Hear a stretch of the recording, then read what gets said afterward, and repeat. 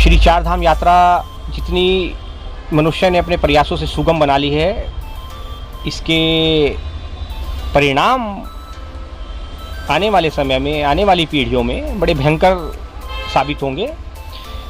जिस जगह से मैं बैठकर देख रहा हूँ, जगह का मतलब ये नहीं कि मैं कुर्सी पर बैठकर उस चीज़ को देख रहा हूँ, नहीं, जिस जगह से मैं इन चीज़ों को देख रहा हूँ वहाँ हमारी आने वाली पीढ़ियाँ, हम भले ही आज अपने आप को मनुष्य कह रहे हैं, हमारे बच्चों के बच्चे यानी कि हमारी तीसरी पीढ़ी हमें राक्षस कहेगी।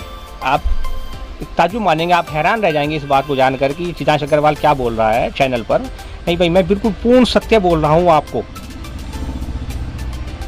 आने वाली पीढ़ियाँ जिस प्रकार हम अपने उनको कहते हैं, देखिए आप 70-75 साल पीछे जाइए तो अक्सर बहुत से आज भी अपने बुजुर्गों का सम्मान नहीं करते साहब, वो उनके लिए लानत भेजते हैं। तो इसी प्रकार से 20-30 साल बाद, ज़्यादा दूर नहीं जाने की आवश्यकता है, आने वाली पीढ़ियां हमें राक्षस कहेंगी। जो काम हमने श्री चार धाम यात्रा के लिए जाल बिछाया है, जिस प्रकार से 8 लाइन हम बना रहे हैं, सड़कों का जो जाल हम बिछा रहे हैं, और तबाही और बर्बादी का आलम आप जानकर हैरान रह जाएंगे।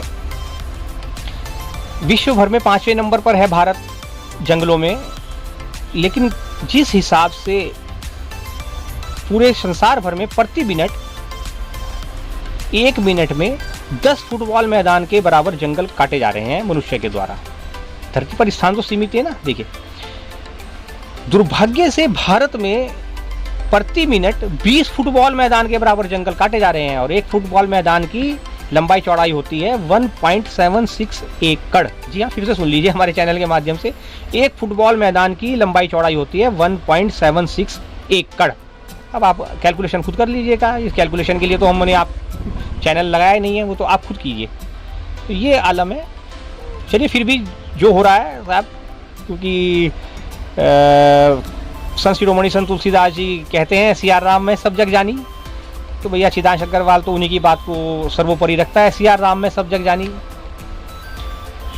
तो हम बात कर रहे हैं चार धाम की। चार धाम की तीर्थ यात्रा पर जो भी सज्जन परिवार से परिवार निकल रहे हैं साहब, हमारे विकास नगर में एक बड़ा पुण्य तीर्थ क्षेत्र है जिसका नाम है श्री हनुमत धाम तीर्थ क्षेत्र। हमने अभी उसका नामकरण किया है, पहले उसको श्री हनुमत धाम का पुण्य प्रांगण कहते थे, और मैंने उसका नाम साहब श्री हनुमत धाम तीर्थ क्षेत्र कर दिया है, क्योंकि पिछले 25 साल से अद्भुत कृपा है साहब वहाँ पर हनुमान जी की।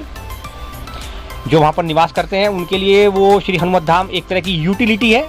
यूटिलिटी का मतलब आप जानते हैं, जो दुर्गम क्षेत्रों में जाती है और ऊंचाई पर चढ़ती है। तो हनुमत धाम का पावन तीर्थ क्षेत्र उनके लिए यूटिलिटी है, जो वहाँ पर रहते हैं, जो उनकी देखभाल करते हैं। और मेरे जैसा बंदा जो कभी कभी वहाँ जाता है और हनुमत कृपा प्राप्त करता है, मेरे लिए साहब श्री हनुमत धाम तीर्थ क्षेत्र एक बोनस है।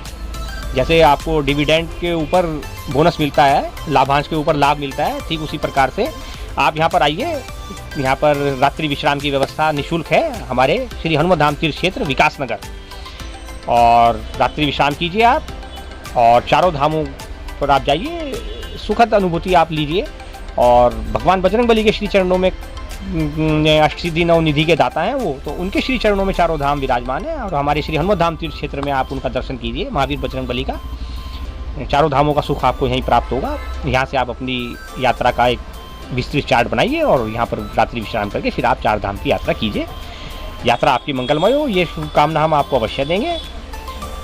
हमारे जैसे व्यक्ति के लिए साहब अब किसी यात्रा पर निकलना एक परम सौभाग्य है, लेकिन वैसे हम 24/7/365 ये श्रीमद् भगवद गीता हमारे पास रखी रहती है। इसमें भगवान श्री कृष्ण जो की वाणी है, भगवान कृष्ण हमारे साथ रहते हैं, तो हमें वैसे किसी बसों से, रेलवे से या हवाई जहाज से किसी यात्रा करने की अब आवश्यकता नहीं है साहब।